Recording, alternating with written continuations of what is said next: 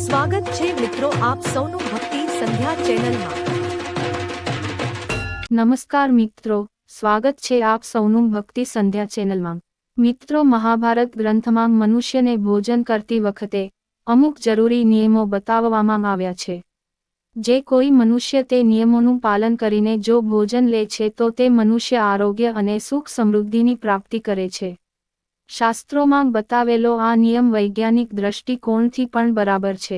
તો આવો મિત્રો, વધારે મોડું ન કરતા જાણીએ તે કયા નિયમો છે। તે પહેલા મિત્રો, જો આપે આ ચેનલને સબસ્ક્રાઇબ નથી કરી તો સબસ્ક્રાઇબ કરી લેજો અને વિડીયોને લાઇક કરજો।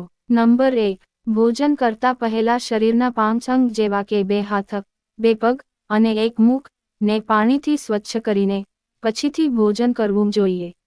ભોજન કરતા પહેલા અન્ય દેવતા અને માતા અન્નપૂર્ણાની સ્તુતિ કરીને સંસારના બધા જ ભૂખ્યા પ્રાણીઓને જરૂરી ભોજન પ્રાપ્ત થાય તેવી પ્રાર્થના કરીને ભોજનની શરૂઆત કરવી જોઈએ।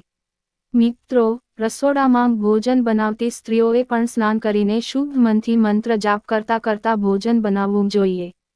સૌપ્રથમ પહેલી રોટલી ગાયને, બીજી રોટલી કૂતરાને અને ત્રીજી રોટલી કાગડાને અર્પણ કરીને ઘરના વ્યક્તિઓને ભોજન કરાવવું જોઈએ।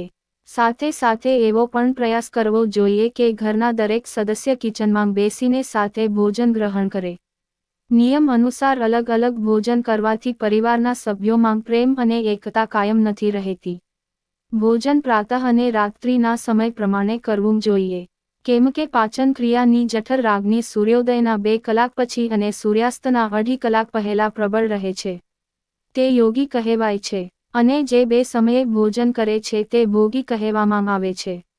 ત્રીજી વાત, ભોજન કરતી વખતે શક્ય હોય તો પૂર્વ અથવા ઉત્તરની બાજુ મુખ રાખવું।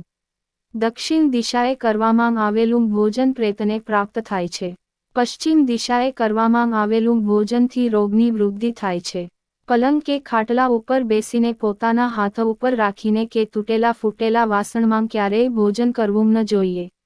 ભોજન કરતી વખતે મળમૂત્રના વેગને પણ ન રોકવો જોઈએ। વધારે પડતા અવાજ અને ઘોંઘાટવાળા સ્થાને પણ ભોજન ન કરવું જોઈએ। વડ કે પીપળાના ઝાડ નીચે બેસીને પણ ભોજન ન કરવું જોઈએ। થાળીમાં પીરસાયેલા ભોજનની ક્યારેય નિંદા ન કરવી જોઈએ। ઊભા ઊભા પણ ભોજન કરવું તે શાસ્ત્રોમાં નિષેધ માનવામાં આવ્યું છે। પગમાં બૂટ પહેરીને કે માથું ઢાંકીને ભોજન ન કરવું જોઈએ। બહુ જ તીખું કે બહુ જ મીઠું ભોજન ન હોવું જોઈએ। કોઈ બીજા વ્યક્તિએ જમીને અધૂરું મૂકેલું ભોજન ગ્રહણ ન કરવું।